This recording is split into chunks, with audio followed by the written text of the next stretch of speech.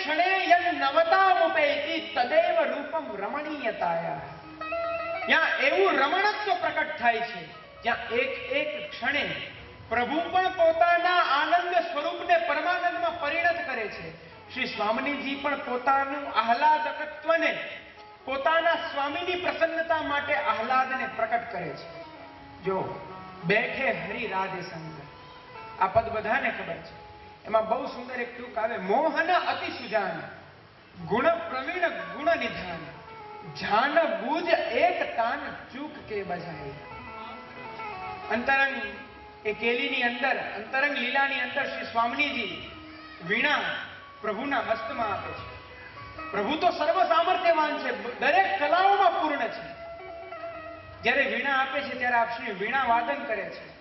જ્યારે વીણા વાદન કરે છે ત્યારે પ્રભુ જાણી બુજીને, જાણી જોઈને એક તાન, એક સ્વર ખોટો વગાડે છે. ત્યારે સ્વામીજી પણ તેમને તે સ્વર શીખાવે છે.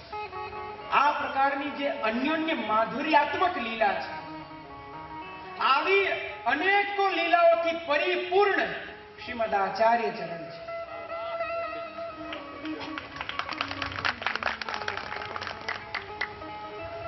જન શિક્ષા કૃતે કૃષ્ણ ભક્તિ કૃત 25મું નામ, 108 નામની અંદર આપ શ્રી જીવોને શિક્ષા દેવા માટે સ્વયં કૃષ્ણ હોવા છતાં પણ, મારા વાક્યમાં ધ્યાન આપજો, ફરીથી એકવાર કહું છું, સ્વયં કૃષ્ણ હોવા છતાં પણ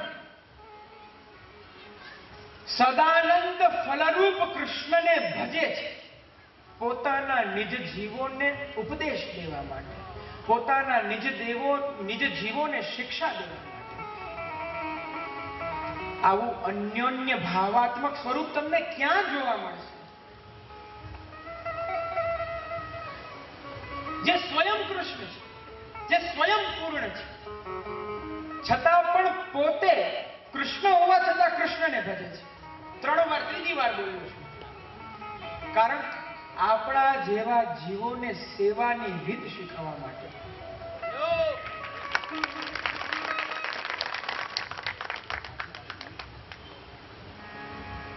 ખૂબ સુંદર આપશ્રીના એક એક નામ છે. આ જનશિક્ષા કૃતે કૃષ્ણ ઉપર હજી કહેવાની ઈચ્છા છે, થોડુંક વર્ણન કરીશ, નહીતર કાલનો દિવસ પણ પાછો આમાં વયો જશે.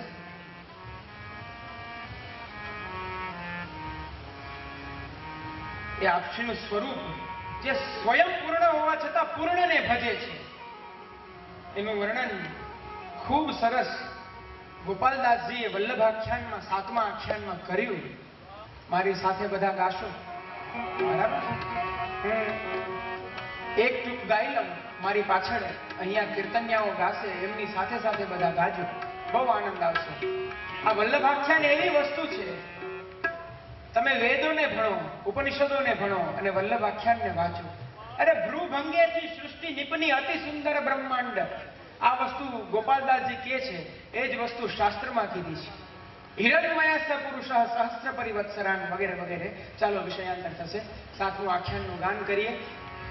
સ્વયં જીવોને શિક્ષા આપે છે.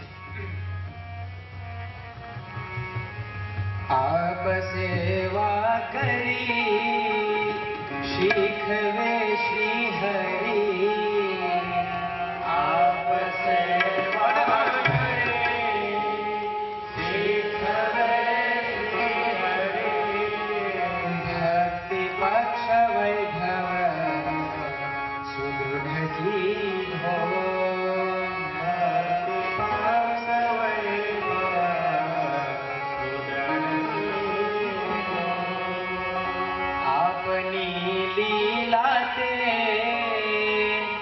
વદન પોતે કહી, આપની લીલા તે વદન પોતે કહી, ઉચ્ચાર આનંદ તે અધિક દીધો, ઉચ્ચાર આપ સેવા કરી શીખવે છે. શેના માટે? આપણા જેવા જીવોના ઉદ્ધાર અર્થે. પોતે કહ્યા. આવું માધુર્ય ક્યાં જોવા મળશે તમને? તમે તમારા વખાણ કરશો? હે, હું મારા વખાણ કરું? ના, શક્ય નથી. અરે શરમ આવે. છતાં પોતે પોતાની લીલાનું વર્ણન કરે છે, અર્થાત પોતે પોતાના વખાણ કરે છે. કેના માટે? પોતાના નિજ જીવો માટે. વેદ દધિ મધ્ય નવનીત જે ભજન રસ. વેદ દધિ મધ્ય નવનીત જે ભજન રસ. મથિત માધુરી શ્રવણ પીધો. મથિત માધુરી તક્ર સમકર્મ પથ સ્નેહ રસહીન જે. તક્ર સમકર્મ સ્નેહ રસહીન જે. શ્વેત જાણી વિમુખે તાણી લીધો.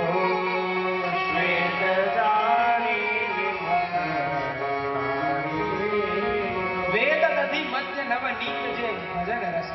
મેં હમણાં જ કહ્યું, વેદ ઉપનિષદ શાસ્ત્ર બધાને મથ્યા આપશે.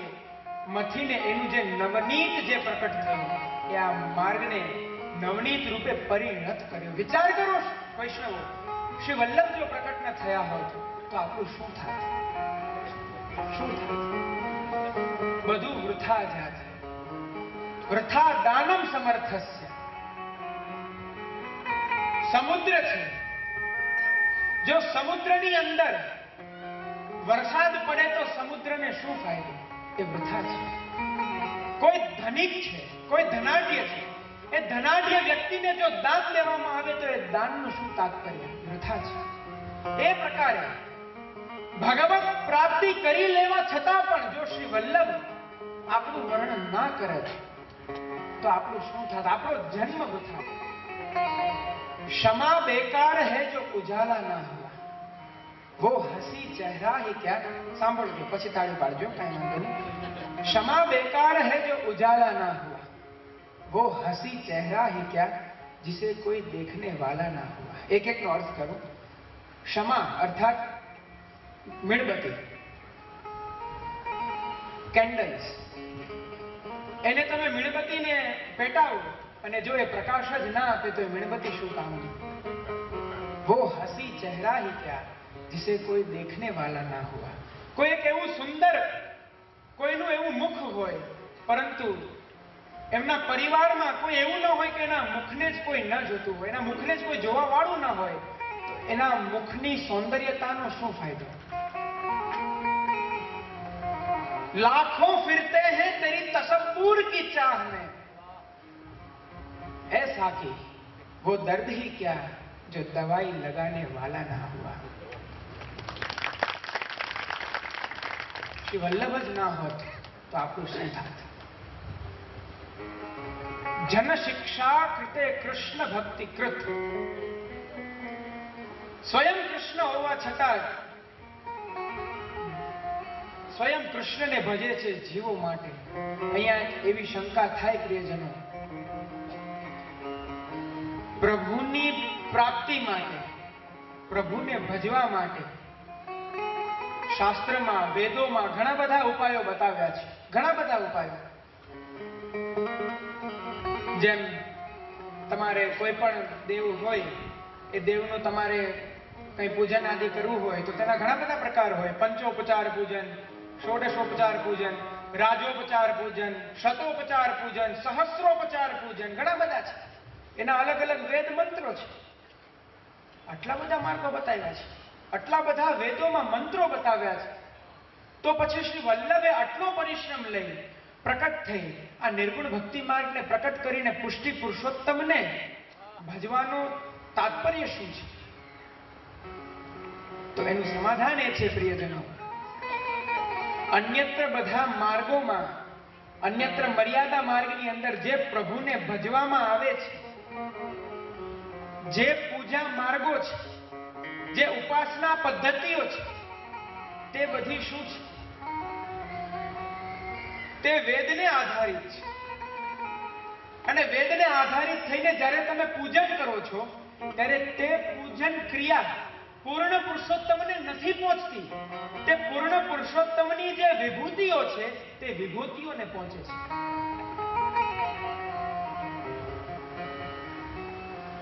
પરંતુ પુષ્ટિ પુરુષોત્તમ એ કોઈ મંત્રને આધીન નથી. પુષ્ટિ પુરુષોત્તમ એ વેદને આધીન નથી. અન્યત્ર બીજા દેવતાઓ એવું કહેવામાં આવ્યું, દૈવાધીનમ જગત સર્વમ. આ આખું જગત દેવને આધીન છે. મંત્રાધીનાશ્ચ દેવતા. દેવતાઓ જે આ જગત દેવને આધીન છે એ દેવો મંત્રને આધીન છે. તમે મંત્ર બોલો, આવાહનનો મંત્ર બોલો, જેમ કે કોઈ પણ તમે વિષ્ણુનો સહસ્ત્રચાર કરો છો, તમે વિષ્ણુનો આવાહનનો મંત્ર બોલો, સહસ્ર શીર્ષા પુરુષ સહસ્રાક્ષ વગેરે વગેરે, એ મંત્ર બોલીને જ્યારે તમે ચોખા અક્ષર જ્યારે સમરને આવવું પડે છે, એ મંત્રને આધીન થઈ ગયા છે. પરંતુ પુષ્ટિ પુરુષોત્તમ કોઈને આધીન નથી. તે સ્વતંત્ર છે. તેના ભક્તો પણ સ્વતંત્ર છે. એટલા માટે જો એનું પ્રમાણ આપું, ભગવાન સ્વયં આજ્ઞા કરે છે. આ વાત છે ભાગવતના 11મા સ્કંદમાં 12મો અધ્યાય. એટલે ભગવાન ઉદ્ધવજીને આજ્ઞા કરે છે, ન રોધયતિ મામ યોગ ન સાંખ્યમ ધર્મ એવ ચ ન સ્વાધ્યાય તપસ્ત્યાગો નિષ્ઠા કૃતમ ન દક્ષિણા. ન રોધયતિ મામ યોગ. હે ઉદ્ધવ, હું યોગ દ્વારા પણ પ્રાપ્ત નથી થતો. ન સાંખ્યમ, હું સાંખ્ય દ્વારા પણ પ્રાપ્ત નથી થતો.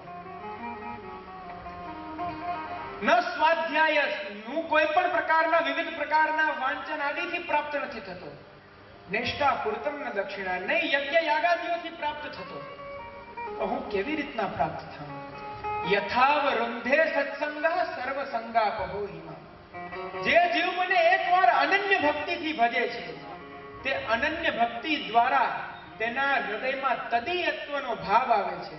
અને એ તદીયત્વના ભાવનો જે સંગ કરે છે, અર્થાત જે ભગવદીઓનો સંગ કરે છે, એ ભગવદીઓના સંગથી હું એક ક્ષણમાં પ્રાપ્ત થઈ જાઉં છું.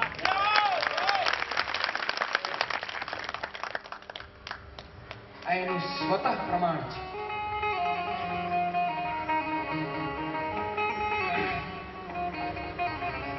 આ શ્રી વલ્લભનું સ્વરૂપ છે. શ્રી વલ્લભે આપણને સૌને પ્રિયજનો એવા અલૌકિક સ્વરૂપનું દાન કર્યું છે. એટલા માટે અદેય દાન દક્ષ આપશુનું સ્વરૂપ થયું. કેવું દાન છે ખબર છે? ભીષાસ્માત પવતે વાતઃ ભીષોદેતિ સૂર્ય. અરે જેમના ભયથી વાયુ વહે છે, જેમના ભયથી સૂર્ય પ્રકાશિત થાય છે, જેમના ભયથી ઇન્દ્ર વર્ષા કરે છે, જેમના ભયથી આ તારા મંડળ સહિત આખું બ્રહ્માંડ પ્રકાશિત થાય છે, એવા પરાત્પર તત્વ પૂર્ણ પુરુષોત્તમને શ્રી વલ્લભ આપણી ગોદીમાં પધરાવે છે. વિચાર તો કરો. અજેય દાન દક્ષ. બહુ સરસ અમારા સાહિત્યમાં કહેવાનું, શિક્ષા ક્ષયમ ગચ્છતિ કાલ પર્યયાત સુબદ્ધ મૂલા નિપતંતિ પાદપા જલમ જલસ્થાન ગતમ ચ શુષ્યતિ ઉત્તમ ચ દત્તમ ચ તથૈવ તિષ્ઠતિ. શિક્ષા ક્ષયમ ગચ્છતિ. નાનપણમાં આપણે જે કાંઈ પણ ભણ્યા હોય એ જ્યારે 80 વર્ષના થઈએ તો એ કંઈ યાદ રહેવાનું છે? ન રહી શકે. જેમ સમય આવે એમ શિક્ષા ક્ષય પામે. સુબદ્ધ મૂલા નિપતંતિ પાદપા. સુબદ્ધ એવા વૃક્ષો જે હજારો વર્ષોથી એમને રહ્યા હોય, એવા વૃક્ષો પણ એક દિવસ આવે કે તે ધરાશાયી થઈ જાય છે. જલમ જલસ્થાન ગતમ ચ શુષ્યતિ. જલ એવી વસ્તુ છે કે એ વહ્યા કરે. વહેતા વહેતા વહેતા વહેતા એક સમય એવો આવે કે એ સાવ સુકાઈ જાય. પરંતુ હુતમ ચ દત્તમ ચ તથૈવ તિષ્ઠતિ. એક યજ્ઞમાં દીધેલી આહુતિ, બીજું કોઈને દીધેલું દાન, તે એવી રીતના જ રહે છે. એનું પ્રમાણ શ્રી વલ્લભે આપણા હૃદયાકાશમાં કૃષ્ણની અનન્ય ભક્તિ હોમી અને દાનમાં સ્વયં તે પરાત્પર તત્વ પૂર્ણ પુરુષોત્તમને આપ્યા, જે આજે પણ આપણા ઘરે બિરાજીને આપણા મનોરથોને પૂર્ણ કરે છે. આપણા જેવા પતિત જીવો માટે શ્રી વલ્લભ એટલો પરિશ્રમ છે. વિચાર કરો. એક કીર્તન લઈ લઈએ ચાલો. કૃષ્ણદાસજી અષ્ટસખા ની અંદર એક તેમનો પહેલી વાર શ્રી વલ્લભ સાથેનો સંબંધ અને એ જ શ્રી વલ્લભના સ્વરૂપને જોઈને તેમણે કીર્તન ગાયું, વલ્લભ પતિત ઉદ્ધારણ જાણી દૈવોદ્ધાર પ્રયત્નાર્થ.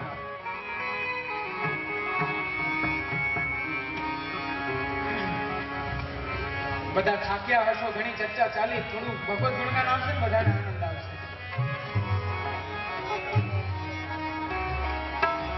એટલે પૂરું થઈ ગયું એમ સમજતા નહીં હો કોઈ, હજી દઢેઈના ઘણી વાર છે.